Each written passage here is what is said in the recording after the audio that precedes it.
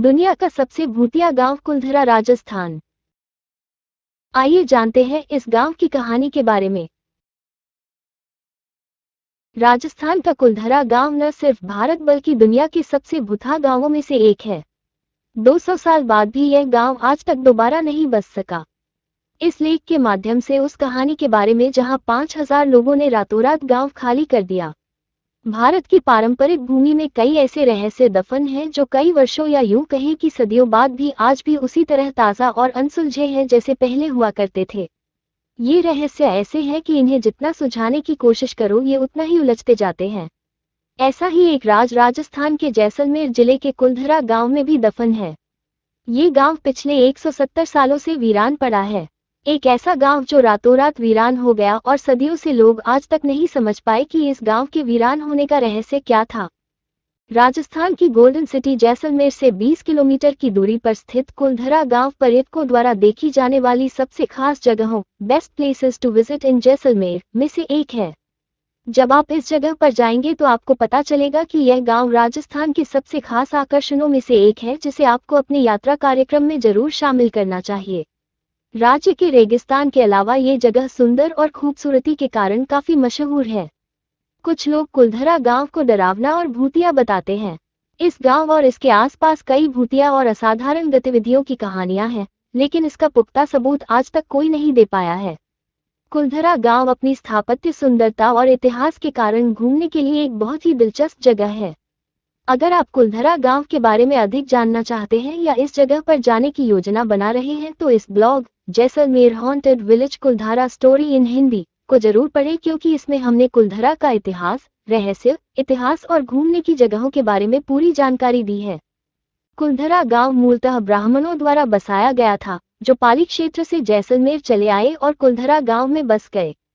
इस गांव की किताबों और साहित्यिक वृत्तांतों में कहा गया है कि पाली के एक ब्राह्मण काधन ने सबसे पहले इस स्थान पर अपना घर बनाया और एक तालाब भी खोदा, जिसका नाम उन्होंने उधनसिर रखा। पाली ब्राह्मणों को पालीवाल कहा जाता था। कुलधरा गांव में ऐसे कई शिलालेख और नक्काशी पाए गए, जिनमें से कई में कुलधरा को ब्राह्मण जाति का निवास स्थान बताया गया है। कई इतिहासकारों और अन्य विद्वानों का मानना है कि कुलधरा में पालीवाल ब्राह्मणों के निवास के कारण गांव का नाम उनकी जाति के नाम पर पड़ा। सबसे आश्चर्य की बात तो ये है कि यहाँ के निवासी अंतरजातीय विवाह का चलन मानते थे, लेकिन इसका प्रचलन केवल ब्राह्मणों में ही था। कुलधरा गांव की किंवदंती या कहानी एक पर्यटक आकर्षण के रूप में इसकी सबसे बड़ी संपत्ति है। इस गांव की कहानी सदियों से चली आ रही है और स्थानीय लोककथा बन गई है। आप चंद रुपयों में गांव वालों से कुलधरा की कहानी बखूबी सुन सकते हैं। कुलधरा गांव के वीरान होने का एक अजीब रहस्य है। दरअसल कुलधरा की कहानी करीब 200 साल पहले शुरू हुई थी, जब कुलधरा कोई खंडहर नहीं था, बल्कि आसपास के 84 गांव पालीवाल ब्राह्मणों द्वारा बसाए गए थे। लेकिन तभी जैसे ही कुलधरा को किसी की बुरी नजर लगी तो वो शख्स था रियासत का दीवान सालम सिंह। अयाश दीवान सलाम सिंह की गंदी नजर गांव की एक खूबसूरत लड़की पर पड़ी। दीवान उस लड़की के पीछे इतना पागल था कि वो किसी भी तरह से उसे पाना चाहता था। इसके लिए उसने ब्राह्मणों पर दबाव बनाना शुरू कर दिया। हद तो तब हो गई जब शक्ति से भरपूर दीवान ने लड़की के घर संदेश भेजा कि अगर अगली पूर्णिमा तक लड़की उसे नहीं मिली तो वो गांव पर हमला कर उसे ले जाएगा। दीवान और गांव वालों के बीच की यह लड़ाई अब एक कुंवारी लड़की के सम्मान के साथ साथ गांव के स्वाभिमान की भी थी। गांव की चौपाल पर पालीवाल ब्राह्मणों की एक बैठक हुई और 5000 से अधिक परिवारों ने अपने सम्मान के लिए रियासत छोड़ने का निर्णय लिया। ऐसा कहा जाता है कि सभी 84 गांव वाले फैसला लेने के लिए एक मंदिर में इकट्ठा हुए और पंचों ने फैसला किया कि चाहे कुछ भी हो जाए, वे अपनी लड़की उस दीवान को नहीं देंगे। अगली शाम कुलधरा इतना वीरान हो गया कि आज पक्षी भी उस गांव की सीमा में प्रवेश नहीं करते। ऐसा कहा जाता है कि उन ब्राह्मणों ने गांव छोड़ते समय इस स्थान को श्राप दिया था। आपको बता दें कि बदलते वक्त के साथ 82 गांवों का पुनर्निर्माण हो चुका है, लेकिन 2 गांव कुलधरा और खाभा तमाम कोशिशों के बाद भी आज तक आबाद नहीं हो पाए हैं। ये गांव अब भारतीय पुरातत्व विभाग के संरक्षण में है, जो रोजाना दिन के उजाले में पर्यटकों के लिए खोले जाते हैं। कहा जाता है कि यह गांव आध्यात्मिक शक्तियों के कब्जे में है।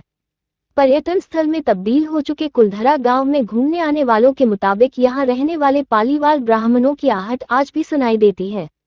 उन्हें वहां हर पल ऐसा महसूस होता है कि कोई आसपास घूम रहा है।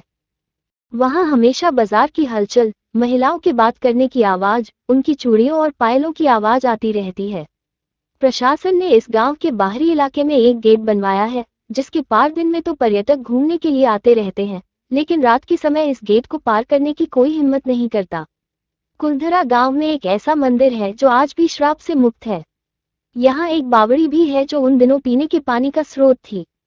यहाँ एक खामोश गलियारे में उतरती हुई कुछ सीढ़ियां भी हैं। कहा जाता है कि यहाँ शाम ढलने के बाद अक्सर कुछ आवाजें सुनाई देती हैं। लोगों का मानना है कि वो आवाज 18वीं सदी का दर्द है, जिससे पालीवाल ब्राह्मण गुजरे थे। गांव में कुछ घर ऐसे हैं जहां अक्सर रहस्यमयी परछाइयां आंखों के सामने आ जाती हैं। दिन के उजाले में सब कुछ इतिहास की कहानी जैसा लगता है, लेकिन शाम ढलते ही कुलधरा के दरवाजे बंद हो जाते हैं और आध्यात्मिक शक्तियों की एक रहस्यमय दुनिया दिखाई देती है। लोगों का कहना है कि रात के समय जो भी यहाँ आया वो हादसे का शिकार हो गया। इन प्राचीन शिलालेखों ने पुरातत्वविदों को गांव और उसके प्राचीन निवासियों के बारे में जानकारी इकट्ठा करने में मदद की है। कुलधरा गांव उन लोगों के लिए स्वर्ग है जो अपनी यात्रा के दौरान भारत में विशेष अनुभवों की तलाश में हैं और इतिहास के बारे में जानने में रुचि रखते हैं। जो लोग फोटोग्राफी या वीडियोग्राफी में रुचि रखते हैं और कुछ चीजों पर लघु फिल्में या वृत्तचित्र फिल्में बनाना चाहते हैं, तो यह उन लोगों के लिए एक आदर्श स्थान है। इतिहासकारों के अनुसार पालीवाल ब्राह्मणों ने अपनी संपत्ति, जिसमें भारी मात्रा में सोना, चांदी और हीरे जवाहरात थे, जमीन के अंदर दबा दी थी। यही कारण है कि जो भी यहाँ आता है वो हर जगह खुदाई शुरू कर देता है, इस आशा से कि शायद वो सोना उसके हाथ लग जाए। ये गांव आज भी जगह जगह खुदा हुआ मिलता है। आप रोजाना सुबह 8 बजे से शाम 6 बजे तक गांव में घूम सकते हैं। चूंकि इस जगह को भुतहा माना जाता है, इसलिए स्थानीय लोग सूर्यास्त के बाद इसका गेट बंद कर देते हैं। यदि आप कार से जा रहे हैं तो कुलधरा गांव में प्रवेश शुल्क 10 रुपये प्रति व्यक्ति है और यदि आप कार से अंदर जा रहे हैं तो 50 रुपये है।